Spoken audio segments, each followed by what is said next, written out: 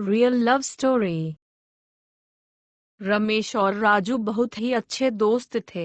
अभी दोनों अपने कॉलेज में पढ़ाई कर रहे हैं। एक दिन की बात है, दोनों कॉलेज से आ रहे थे, तभी उनको एक बहुत ही बूढ़ा आदमी दिखाई दिया जो बहुत उदास बैठे थे। दोनों ने सोचा चलो उनके पास जाकर कुछ पूछते हैं।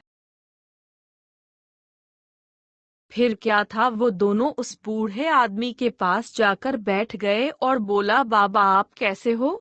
उस बूढ़े आदमी ने बोला, बेटा मैं तो सही हूँ, आप लोग कैसे हो? दोनों ने एक साथ बोला, हम भी सही है। थोड़ी देर दोनों ने कुछ नहीं बोला, लेकिन अगले ही पल रमेश ने पूछा, बाबा सच्चा प्यार सबको नसीब नहीं होता, इस बात में कितना हकीकत है? रमेश की बात सुनकर वह बूढ़ा आदमी मुस्कुराया और बोला, आपको कभी प्यार हुआ है? रमेश ने बोला, नहीं अभी तक तो नहीं हुआ है। फिर उस बूढ़े आदमी ने बोला, यहाँ पास में एक बहुत बड़ा फूलों का बगीचा है, आप दोनों लोग जाओ, जो फूल सबसे सुंदर लगे आप उसको तोड़ कर लेकर आओ। फिर क्या था, दोनों दोस्तों ने बाबा की बात मानकर फूलों के बगीचा में जाने का मन बना ही लिया।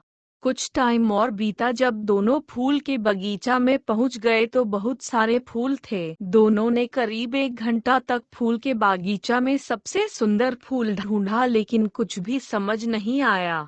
लेकिन कुछ देर बाद रमेश और राजू को एक फूल बहुत पसंद आया, लेकिन दोनों ने सोचा कुछ टाइम बाद इसको देखेंगे, थोड़ा और टाइम, कुछ और फूल देख लूं, हो सकता है इससे भी ज्यादा सुंदर फूल मिल जाए। दोनों आगे बढ़ गए, लेकिन थोड़े ही टाइम बाद दोनों ने सोचा चलो उसी फूल को तोड़कर बाबा के पास चलते हैं। लेकिन जब दोनों वापस आए तो देखा कि वह फूल कोई और तोड़ लिया था। दोनों दोस्त बहुत ही निराश होकर उस बूढ़े आदमी के पास गए और बोला, बाबा हमको बहुत लंबे टाइम के बाद एक फूल पसंद आया, लेकिन उसको कोई और तोड़ ले गया।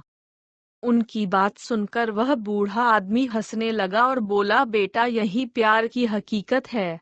जो सामने होता है उसकी कदर नहीं होती, और जब हम वापस आते हैं तो वह भी नहीं मिलता है। इसलिए सच्चा प्यार बहुत लोगों को नसीब नहीं होता है।